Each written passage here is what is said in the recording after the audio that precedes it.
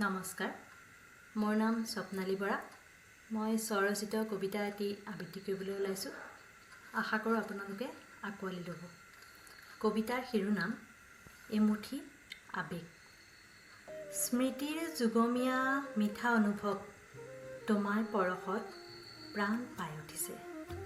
হেৰুৱা সেউজী মলয়াজাকে বাহ লগাই গৈছে মোৰ দেহাত। তোমাৰ বাৰু কিবা অনুভৱ হৈছেনে? আবেগৰ এধাৰী অশ্ৰু বৈ গৈছে মোৰ দুগালেদি। তুমি বাৰু ভাবি চাইছানে তুমি অজানিতে দিয়া দুখৰ কথা? আমাৰ বিশ্বাসৰ পজা ইমান ঠুনুকানে? কোনোবাই হাত দিলেই ভাঙি চুৰমাৰ হ'বলৈ। মইতো ইয়াক বহুত কষ্টেৰে সজাইছিলোঁ। তোমাৰ চাৱনিত মই আকৃষ্ট হৈ পৰিছোঁ। আজি পুনৰবাৰ তোমাৰ প্ৰেমত পৰিছোঁ। দুৰ্গামাৰ সন্মুখত আজি তোমাক মই একেবাৰে নিজৰ কৰি লৈছোঁ।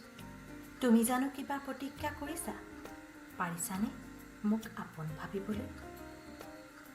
স্নিগ্ধ দুপৰ নিশা তোমাৰ মিছকল পাই মন মোৰ কিবা ঢৌ হৈ পৰিছে। মোৰ অকণমানি হিয়াই উলাহত নাচি উঠিছে।